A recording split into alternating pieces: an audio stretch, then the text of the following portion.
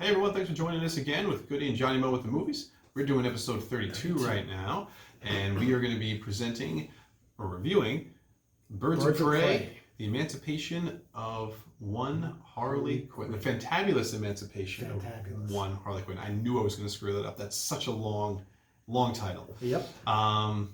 They should have just went with Harley Quinn and Birds of Prey or something like that. I think they should have changed the title a little Or bit. just Birds of Prey. Yeah. But you know what? I'm okay with that. It's a fun name. Before we get into the review, we are going to be doing our traditional drink of the night. And I am still drinking my Bell's Russian Imperial Stout, Expedition Stout. And I grabbed another Sam Adams Cold Snap for this review, back to back. And my shirt is still white. Still clean for now. Before we jump ahead, we just want to say right off the bat, this is going to be spoilers. So if you haven't seen it yet, don't watch this unless you want to spoil it for yourself, then go right ahead. Go watch the film, come back, see what we thought. Now, we wound up seeing Birds of Prey Opening weekend. which was at least 2 weeks ago. I think it was... Might have even been 3. Yeah. Yeah, we're a little behind. A little behind. Hopefully we can remember everything. But I would imagine it's still out in theaters. Yes. It's got to still be out in theaters. Yep. So this is the most recent movie in the DC universe. And does it take place in like same universe as Justice League continuity? I had read that this is like an alternate Earth, but I don't know. It's too many things lined up with Suicide Squad that I can't see that happen. Well, see, because Suicide Squad did feel like it linked into. Yes. It absolutely did. And this is definitely, the beginning of Suicide Squad is like the death of Superman. Yeah. So absolutely. So this is definitely, I think, a continuation of Suicide Squad. Well, they definitely show So in this, again, spoilers. They don't show Jared Leto, but Joker is very heavily talked about in this film. No Joker at all. And there are flashbacks of when Harleen Quinzel becomes Harley Quinn. Yeah. And they go back to the Ace Chemicals shot where she jumps into the vat of chemicals. Mm-hmm. So that's there. And that almost looks like it was taken right from Suicide Squad. So to me, this is in continuity with what's been done already. Now, in the Birds of Prey comic, are all of these characters in the Birds of Prey, including Harley Quinn? Is Harley Quinn... I mean, I don't know. I honestly believe they put Harley Quinn in the movie because she was such a popular character. Yeah, that's exactly what I was Suicide saying. Squad. I think they're just, after, the success of Suicide Squad and how much people really liked her. Margot Robbie as Harley Quinn. And she is a fantastic Harley Quinn. Yeah, there's no doubt in my mind that people are like, okay, we need to do a Harley Quinn movie. Yes. How are we going to do that? And then they must have said, well, you know what? I don't know if it's enough for her to carry it on her own. Let's put it with other people. And then I said, well, let's just do Birds of Prey and do it that way. Margot Robbie did produce this film. So okay. I think that also gives a little insight, too, that she helped to pitch this, that she wanted a Harley Quinn film, and she wanted to bring in these other these female heroes that really have not been on the big screen. No, not at all. I mean, Black Canary's been on a version of hers, been on the Arrow show for a number of years. Even Huntress also has been on the Arrow show a couple of times. Helena Bertinelli. I don't think we've seen Renee Montoya. I don't know if Renee Montoya may have been in the Nolan Batman films. I think she was in one of those. Mm-hmm. But and I don't think I remember Cassandra Cain being in anything. Yeah. So I mean, those are pretty much all the female characters that come together. And the two main villains in this, you have Roman Sionis, who is Black Mask, who I thought was actually a great idea as a villain because you never see this guy, and he, this guy's he's like a mobster, he's a gangster, but he plays the unassuming role. He's almost like that Lex Luthor type, where in the day he's this strategic businessman, and then he turns into this criminal at night. And that's played by Ewan McGregor. Ewan McGregor, who by far is one of the best characters in this film. Yeah. His acting in this is I love him in this movie. I really do. Liked him a lot. And the other character we have is Victor Zsasz. They have a very interesting relationship in this film because who's Victor Zsasz? His henchman? yeah, that's Like the other. his like number one, whatever. Yeah, he's the guy who had like the scars on. Yeah, okay. You know, so he's been in Batman for a while. He was also in Nolan's Batman, Batman Begins. Zsasz was in that as well. Oh, okay. So this isn't his first time on the big screen. I mean, the gist of this film is basically Harley Quinn breaks up from Joker. So now Harley Quinn is kind of a target. Nobody would touch her when she was with the Joker. Right. It was a known thing. Right, and she did a lot of crazy stuff. And she did some crazy shit to some crazy people. And this now is, people are like, so now it's your turn. Now payback. Yeah, payback time. So basically, anybody that she like wronged or like pissed off or did something bad to, now it's coming back to her. There's just a lot of people, and they all live in that city. Yeah. They're all local. And like that's part of like her narrative. So she has a lot of inner monologue over the course of this film. Yeah, I mean, she's for the most part, she's almost like really like the narrator of the film. Yeah, and it's kind of like this is her story, Yeah, you know. and she does a lot of talking to the audience, which I think is good. Yeah, I mean, I think it kind of, I mean, not. I don't want to compare it to Deadpool. Oh yeah, not nearly as much as that. Not as much as that, but like a, it kind of a good amount. It just threw it in there, but it was a good use of it. Yeah, no, I agree. It wasn't overly used. And basically, what ends up happening is it's all about a heist. It's basically this Cassandra Cain's this pickpocket. She ends up stealing the wrong gem from the wrong person, and Sionis gets he gets wind of it and is like, well, we gotta go get her, kill her, get that gem back, and then Harley Quinn figures out who the girl is, and is like, I can't kill her. And then so then she starts getting like little by little she starts getting like this gang together. Like they all kind of just happen to get together pretty much. Because Harley Quinn is not evil. You know what I mean? She's probably more crazy than anything. Right. And you end up and then eventually she kind of befriends Black Canary. Because Black Canary is like the singer at Black Mask's club. Yeah. Right? And I actually thought she was really good. I liked her as Black Canary. Oh yeah, and I'm sure there's been like multiple iterations of Black Canary over the years, but to me, like I think and not for nothing, I think the original Black Canary like came out like in the 40s. Like the character's been around. The character itself, yeah. The character is golden age. But to me, Black Canary, even though I don't know, I think even in the DC universe, she's not considered to be like one of the most powerful people. No, but she's incredibly. She has incredible martial arts skills. Yeah, she reminds me a lot of Black Widow. Yes. Black Widow's not going to walk out of a room with the Hulk, but she's smart enough to never get into that room. You know what I mean? Like. No, she's. I think that's a great actual analogy. Is that Black Canary basically can kick the crap out of most average people. She's a really, really visually stunning looking character. Yes. In terms of like she's beautiful. Her costume is like really it's really kind of sexy. Yeah. And I think like some of the best artists that have drawn her in the past, probably like Neil Adams' version of Black Canary is really, really on point, and I think Nick Cardy's as well. So she's just like one of those like iconic looking characters that hangs out with like. In the comic books, like she's like a member of the Justice League of America. The top tier. She's walking around with Superman and Batman and so she's walking around with the heavy hitters. But so I was very excited. She's like one of the few characters in Birds of Prey that I've known for a long time. And know her by name. Yeah. Whereas Harley Quinn I know, but not for nothing, Harley Quinn's relatively recent. In my opinion, she was introduced in the '90s, but she wasn't a household name in the '90s. No.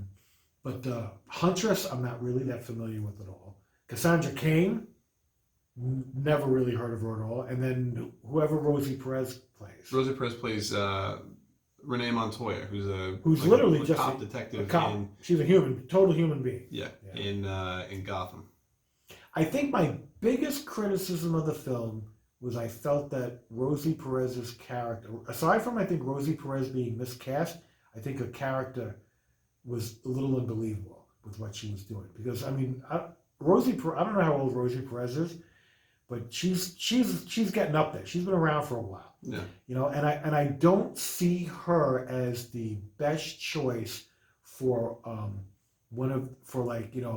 policewoman who can pretty much hold her own, apparently, against almost anybody. Yeah. I found her physical abilities to be unbelievable because she's not superhuman in any way. She's just a highly skilled cop, and she goes toe to toe with Harley Quinn in hand-to-hand combat. And whereas, like prior to that, you see Harley Quinn pretty much wade through Do some crazy wade stunts. through gangs, wade through an entire police station, and all of a sudden, Rosie Perez, 55 years old, whatever, is, all of a sudden she can hold her own. And I'm like, are you kidding me? Why didn't Harley Quinn just kick her ass? Yeah. Like, come on. To me it was a little unbelievable. And even later on, Rosie Perez is just, pretty much beating the hell out of everybody. Oh, the end scene where like they're fighting and I'm like, no way. I'm like, they're fighting his whole mob. Yeah. Maybe nothing. I mean, I think they should have gotten someone a little younger to play that part. It would have looked more realistic. I was just like, sorry, Rosie, you are, what. Or she played more of like a supporting role in those fights, and not so much directly in the action. Yeah, like she's like the heavy hitter. Like, are you because kidding she's me? going up against. I mean, you're fighting with Harley Quinn, she's not meta, but she's highly skilled. Yeah. Black Canary, who is a meta because of her Canary Cry, and she knows martial arts very well. Yeah. And then you had Huntress, Helena Bernelli, who's also been heavily trained. She's heavily trained her entire life to do all sorts of crazy stuff. Like, just basically to kill, to assassinate. Yeah, and much more so than anybody who's been trained in the police academy. You know what I'm saying? Like, right. She's almost like ninja type, style training. Yeah. And even like Cassandra Cain, like I don't remember if she was fighting in the end scene or not, but well, she's just like this, young, chubby. But in the comic though, she plays a version of Batgirl for a while. Really? Yeah. So it was interesting how she was depicted here, as a pickpocket, and then kind of just happens to steal this giant diamond that on it has it's like laser engraved. I think it's like bank accounts or like all sorts of just information, valuable information on this one crime family. Yeah. I don't know. Is it the Bertinelli crime family? It's one of those. I forget which crime family it was that they were talking about. But so essentially, what ends up happening is that Harley Quinn befriends this girl, and then sees her get into trouble, and finds out that the hit is on her. But doesn't Cassandra Cain know someone in Birds of Prey already? Isn't she like the neighbor of one of them? With Black Canary? Black Canary. Okay. Yeah. So Harley Quinn goes to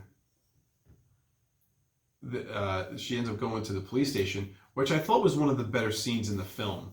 Because basically Harley Quinn goes in and just starts taking out all these cops in the police. In all sorts of, in like manic fashion too. She's got all these like things. She's got like these like shotguns, but it's like beanbag shots at them. It's not actually. I mean, she's not killing the officers. Right. But like she's hitting them with. She is incapacitating them. Yeah, like these high speed beanbag shooters that she's got, which was actually kind of funny. Yeah, I mean, to me, it really is like this movie was really like a comic book type fluff type movie. It was very manic in a way.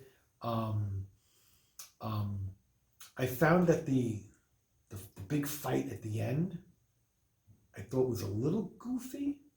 Yeah, it was a little bit. I actually laughed at a couple things. Like I laughed. It reminded me of like an episode of the '60s Batman show, almost in its look. You're waiting for like the POW to like. Yeah, like that. See, that actually would have been really funny. If at some point, not all the time, but like once, somebody would have went and just went, and they would have The had word the would have pow. came up. Like that would then it all would have made sense. I'm like, okay, that would have been funny. No, I think there was a lot of tongue in cheek in this, especially because Harley Quinn was narrating parts Yeah. of the film. I mean, it was meant to be that type of movie. I think so too. You know, they were going for But even if you a saw fun like, type of light film. even if you saw Ewan McGregor and when he's Black Mask, there's scenes where he's like completely manic, And he's actually really freaking evil. and he's Like I mean, he's, he just what is he doing? He's cutting cutting people's faces off. Yeah, well, he I'm wasn't. Zaz was doing But he that. was getting someone to do it. That was like But- the whole thing. Yeah, Like, but, I'm like, just he like, all basically right. just like I'm like, killed that's a these little morbid and violent. Yeah, all because like they wouldn't do what he wanted, so he just ended up taking them out. Yeah. But I think they established, they were trying to establish really early on, like this is not someone you mess with. Like he's, if Black Mask is involved and he's telling you to do something, you better do it, or you're not going to be around. Yeah. And I kind of I liked Ewan McGregor a lot in this. I thought every scene he was in, he gave a great scene. There was always like a line or something that he said. He approached that role with a lot of gusto. Yeah. He was like, you know what, I think he embraced it and just went with it. Absolutely. And that's okay. Like that's kind of what you want. And I thought it was so well done. I mean, for me, Margot Robbie as Harley Quinn and Ewan McGregor as Black Mask, those were the reasons I wanted to go see this movie, and I was not disappointed with their performances. I really wasn't. See, and that's funny because I had no idea Ewan McGregor was in the movie, and I had no idea who the bad guy was. And even after you told me Black Mask, that's a name I've heard of. Only because, Black Mask hasn't been Overstreet around. Price Guide, first appearance of Black Mask was like Yeah, going up the shut last up. couple of years. Yeah. And I'm just like, okay, whoever the hell that is. But yeah, like I had no idea what type of character that was. So I'm assuming that the character as portrayed in the movie is kind of along the lines of what he is in the comic. Yeah, I think it's very similar in the comic. I think he was a character introduced in either in the 70s or the early 80s, I think. Yeah. And the mask was great. The mask was, it really seemed like a nice, like comic, accurate mask. I really liked what they did with that. Mhm. I didn't know how, because you get like one shot of it, I think, in one of the trailers. They hit it really well. Mhm. But I think there was one trailer towards the end that I think finally gave you a look at the Black Mask. And as soon as I saw that, I was like, oh wow! I says that looks like the comic book. Yeah. And I don't know how well the movie did in the box office. I think it did okay. I think it was I think it had a disappointing Probably did. opening weekend. I think it probably did less than they anticipated. Yeah, I think That doesn't mean it did bad. I think the opening week, because you got to remember, there wasn't a ton of special effects, so like the opening weekend did not do well. But I think the subsequent weekends, it didn't have a huge drop, which was good. Yeah. So it wasn't dropping like 50% of its box office. And I always take that information that they mention with a grain of salt because like when they come out and say the new Batman movie was supposed to make $200 million in the first week and it only made $175. It was a disappointment. It's like like that's bullshit. Right. Well, who's like $175 million is not a disappointment. It's just you just thought it was going to make more, and you know what, you were wrong, and that's the way it goes. But a lot of times you're also seeing like fans talking about it being a disappointment. Yeah. I mean, you're not seeing. Listen, if people from the studio come out and say it officially, oh yeah, this was a box They're office just flop for us. they're just looking at the money. They're not looking at anything. Right. So Anything else? I mean, I don't know how much this movie will probably be. I'm going to say it's probably going to be the lowest on the box office return. Oh yeah. Out of the current DC film slate, if you're talking about it's not starting, going to make anything like the next Wonder Woman movie that's coming out. Yeah, It's going that's to gonna blow hit this out of the water, and of course it is. So yeah. I mean, I think when you're talking about the lowest, whatever the lowest one is, the lowest one actually probably Shazam. I don't even think that these numbers will reach Shazam's numbers, to be quite honest. Yeah. But I think, like I said, I don't know that their budget was so astronomical. and I think that's it. I think, and see, that was the smart thing that they even did with Shazam, is that Shazam was a smaller budgeted superhero film, and they blew it out of the water.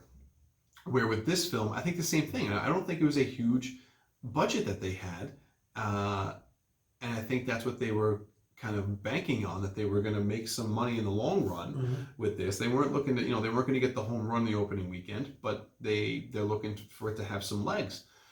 Wonder Woman 2 coming out, Wonder Woman 1984 coming out in I think June. I'm looking forward. They're looking, they're looking to hit a home run that opening weekend. They want to hit that 125, 130 million mark for that opening weekend.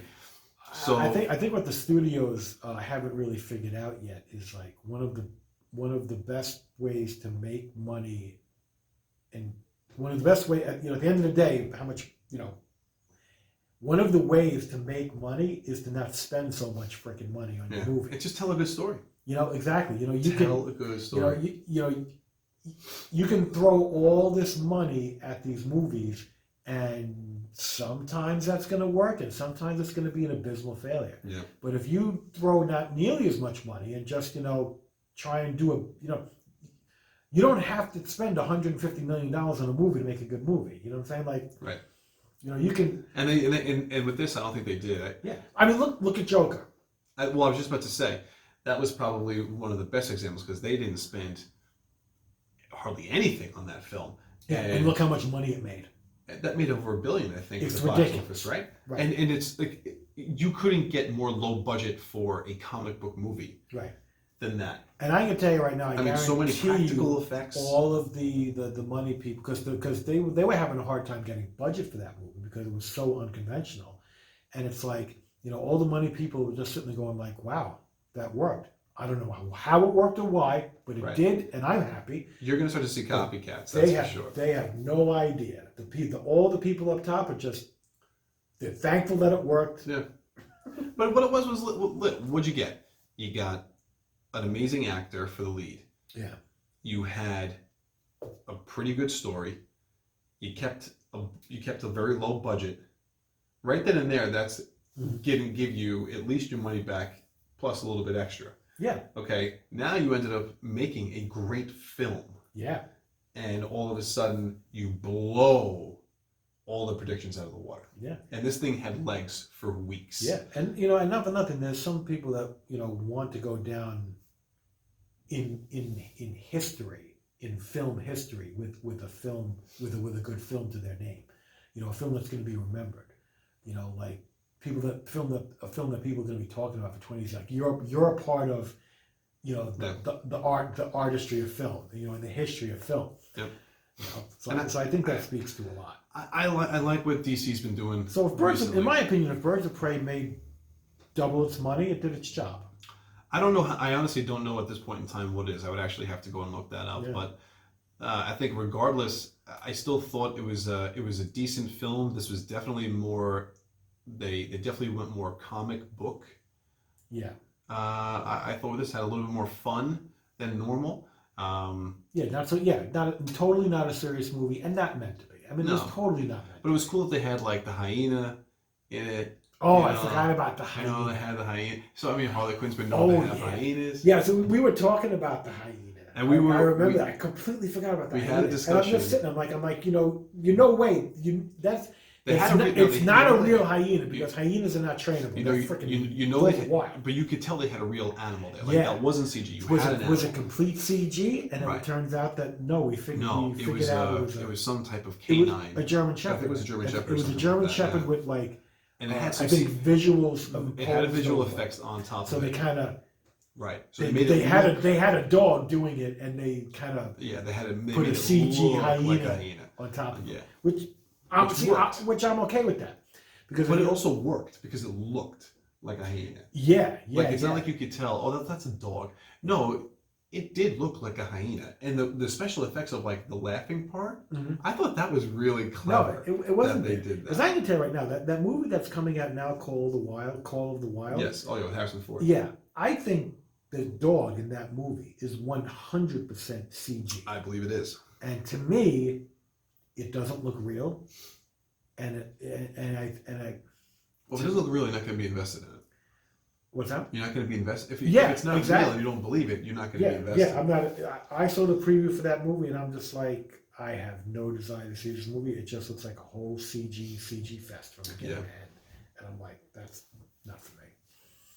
No, but overall, like the film was fun. There's a great fight sequence at the end where all the girls finally get together, and at first they actually start fighting one another until Black Mask's and they're in whole like this giant wacky fun house. Yeah, that apparently they're like a Joker fun house. Although it's, I guess, I don't know, been abandoned for years. All the colors are very strikingly brilliant. You know, all the purples are very purple, and all the greens are very green. Like you can definitely tell, like this was like Joker's like high. It literally looks like a fight scene from a -- Batman show. Yeah, it really does. But it was funny. Like at one point in time, Harley Quinn gives Black Canary a hair tie.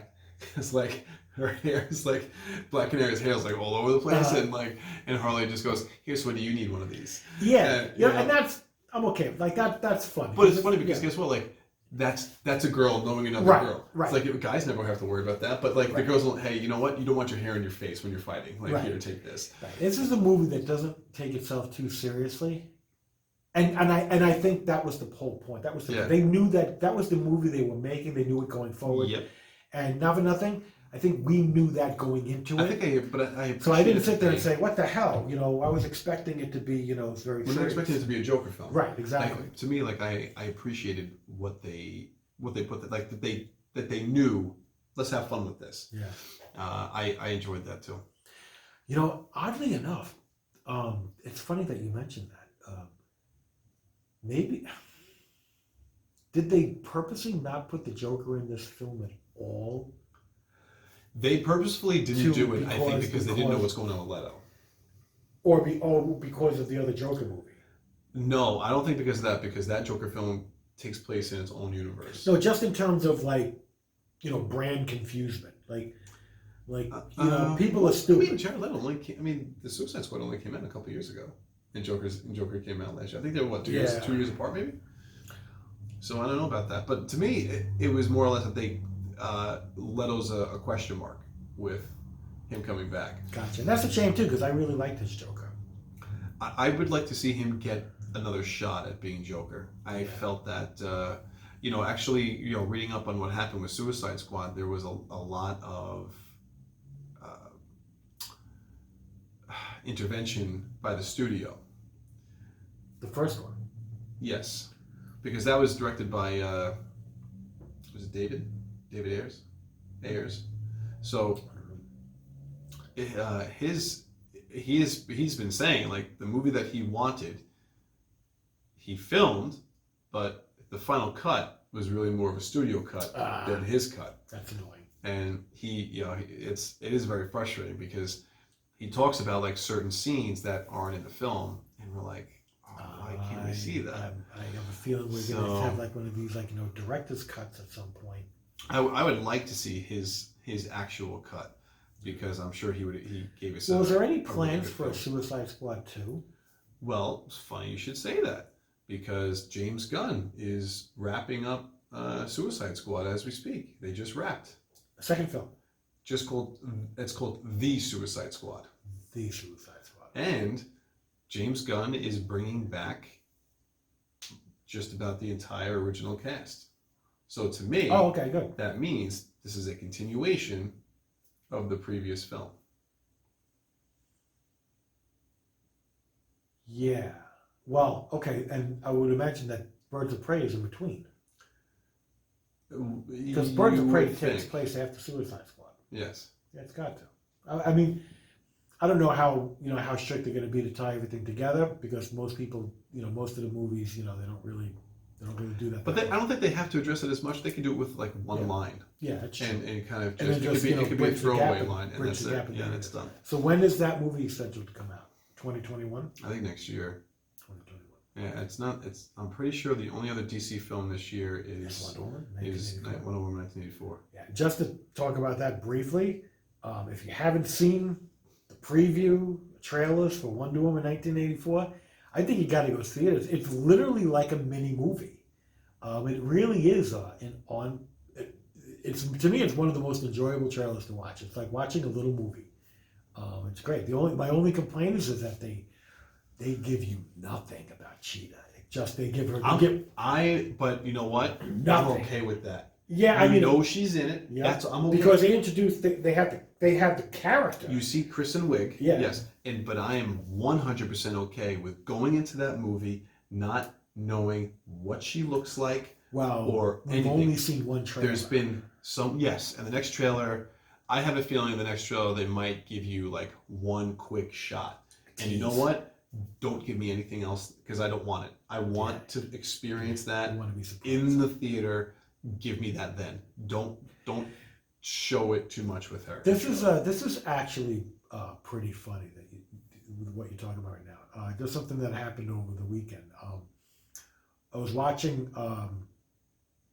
The grandkids had never seen the original Rocky before, so we watched the movie, and they liked it, even though it's very different from the other Rocky movies. I tried to explain to them. I said the first Rocky is actually a real movie. And they didn't know what I meant by that. It's like, to me, like Joker is a real movie. It's Joker is a real movie. It's not a superhero genre film that follows all these rules. It's a real movie. Right. So busted out my Rocky DVD, which had never been opened before. I probably had it for 20 years, and it's got tons of extras. So they're like, "You gonna go through the extras?" I'm like, "I'm gonna go through all of them." I'm like, "Why?" They're like, "What are the extras?" Audio commentary. They're like, "Wait, you're gonna watch the movie again with audio commentary? Somebody talking?" I'm like, "Yeah." Luckily, there's only one audio commentary. So I've had some discs where there's 2 or 3. I had to watch the movie 4 times before I could say I'm done with the disc. So anyhow, my point is they had all the Rocky trailers. Oh, on it? Yeah. So we watched the official trailer, movie trailer for Rocky. And it is so different than the other ones. Well, they're sitting there going like, I can't believe how much that's showing in the movie. They're showing you they're ruining the movie for you. It's like, there's literally, they show the part where like Rocky, knocks down Apollo Creed for the first time. Like, you've taken away that moment because he was in the trailer. Yeah. They actually have the end of the fight in Rocky in the trailer, where everybody's storming into the and it's just like, okay, can you tell from that who won the match?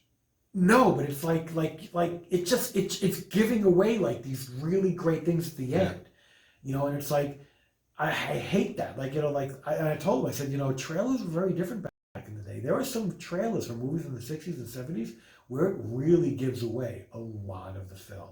And I'm like, it's maddening, but even today, that you watch trailers today and you'll sit there and say, Jesus, just tell me the whole freaking movie. Well, like a 5-minute trailer, and it tells you everything. And you're like, you kidding me? No, to me, I think trailers should be no more than 2 minutes long. That should be the definition of a trailer. Nowadays, you're getting trailers at 2.5, 3.5 minute long trailers. And if your trailer has the best, I think one of the things that the Planet of the Apes remake, the trailer, I think, literally had all the best parts of that movie. Wait, the Mark Wahlberg one? No, the one after that. The oh gosh, the one with James Franco? Yes, yeah, that was because the Mark Wahlberg. Rise of the Planet of the Mark Wahlberg was so bad it was a one-off. They never did any more with that. But the other one, they actually did They did 3 films. Yeah, they did 3 films. But I remember watching that trailer, and it was great. I was like, wow. I was like, I can't wait to see what else is in the movie. And it turns out that was it. That was the movie. That was it. Yeah. So watching the Wonder Woman trailer is I can see what you're saying. You know what? Don't give away too much. Don't. Don't ruin the movie. Only because, my expectations for this film are a little bit higher because the first film, I really enjoyed that film. And I think before this movie comes out, we'll probably do a retro review of the first Wonder Woman movie. Okay. So we can, share our thoughts on that. But to me, I'm like, I have such high hopes for this film after seeing the trailer. It's like, I don't want to go in too much. And this is one of those things where, you know what? I might just avoid watching the trailers altogether just so that I don't get anything ruined for me. Because now, with a popular film like this, they have toys, they have, Funko Pops, all this stuff. So those images get put onto those characters, Yeah, and all this marketing stuff gets put out there before you even get a chance Yeah. to see a trailer or even the film. So things can get ruined. Well, just think about this: the original Star Wars comic book from Marvel came out before the movie was released. Yeah, I think it was like 3 or 4 weeks before the movie came out. Go figure. I know. So it's like, think about that for a second. It kind of like it can kind of blow your mind a little bit. So yeah, I'm really, that's probably the next film that I'm really excited to see. And that's June. June. Yeah. I mean, the next big ones that are probably coming out for me is Quiet Place Part 2. Oh yeah. That's coming out later this month. I don't know what's coming out in April, but I know May's Black Widow. Oh, okay, Black Widow. Black Widow's in, and then and I'm waiting for June. Oh, and June. Well, June has Wonder Woman, and I got to find out when Ghostbusters is. Because Ghostbusters is either June or July. Sequel to the Women. No, sequel to Ghostbusters 2. Sequel to the original franchise. Yeah, original franchise. Oh, with the kids. Yeah. Oh, with the kids. Okay, yeah. Okay, yeah. That's like Egon's grandkids. Okay, I'm okay with that. That look. Oh yeah. That to me looks I remember seeing the preview for that. That preview already looks 10 times better than the other Ghostbusters movie that came out. Because I did not like the Ghostbusters movie that came out with the women. I thought that movie was. Maybe we can talk about that too before we saw that one. But yeah. But no, so I mean, listen, back to. Well, I know you're going to see the new Ghostbusters. Oh yeah. Yeah. I mean, definitely. You can count. So that means I'm going to see it. Absolutely. So, yeah. Okay. So listen, back to Birds of Prey and Harley Quinn. I think one of the downfalls of this film actually is the title. I think the title's way too long. Say it again. It's Birds of Prey. The fantabulous emancipation of one Harley Quinn. I'm pretty sure that's the title. I think it's just purposely ridiculous and over the top because it's Harley Quinn. After the opening weekend, because they felt that it didn't make enough at the box office, Warner Brothers started issuing to all of the movie studios, or the movie theaters, to change the marquee and the papers to say Harley Quinn, colon, and then Birds of Prey. Because they were trying to basically sell that this is a Harley Quinn film with the Birds of Prey in it. Just because I think what's happening was it was coming out as Birds of Prey. And Harley Quinn's all the way at the end. And Harley Quinn's all the way at the end, so they cut that all off because it's such a long title. So it's just Birds of Prey. Well, that's a complete marketing decision.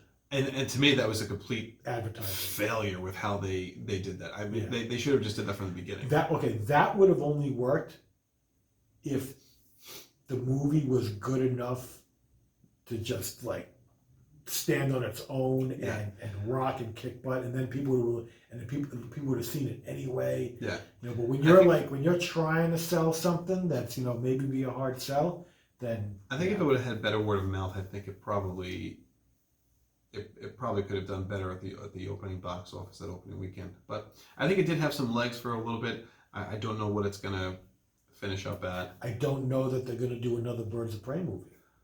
I don't know either. Well, Harley Quinn's going to be in the next Suicide Squad film. We already know there's that, always life for Harley Quinn. So she's going to be around, and I think depending on. I think Margot Robbie can just jump as Harley Quinn can just jump around to wherever. I think it depends on. I honestly think a second Birds of Prey film depends on how good this next Suicide Squad film does. Because Harley Quinn, like you said, if Margot Robbie's like, all right, we'll do another Suicide Squad film, but I want another Birds of Prey movie. Yeah. Or like I want another Harley Quinn, so I could see her negotiating to get her film in there. Mm-hmm.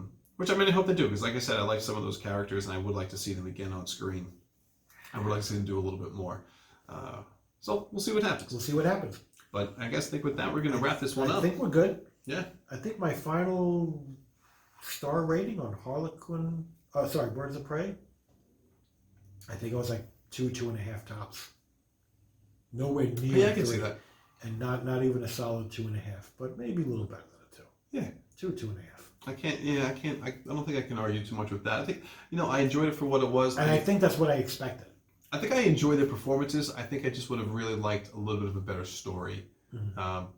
Very basic story. But overall, I'm telling you right now, the performances by Ewan McGregor and Margot Robbie, both fantastic in their when they're on screen. Fantastic. I think Margot Robbie as Harley Quinn is really like an iconic role. Like, Oh, you know, it just it really is. it I hope just, she keeps it's playing her. memorable. You know, it Yep. stands out. It's memorable. It's something. You know, I think it's something you're always going to remember.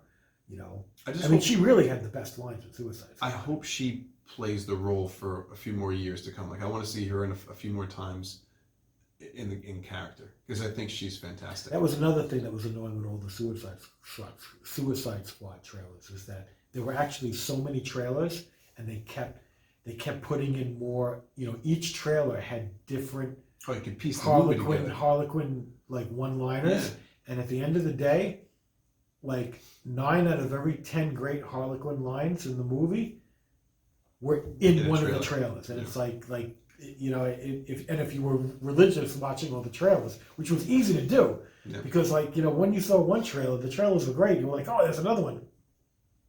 Little did you know, you were getting all of Harlequin's best lines too in many. advance. Way too many. Yeah, too bad. But all right, Anyhow. guys. All I right. think with that, we're going to sign off. We will talk to you guys soon. All right. Yep. Stay tuned for more See reviews. you next time for Eggs We will do. 33. Episode 33 will be Episode next. 33. All right. Take care, everyone. Take care.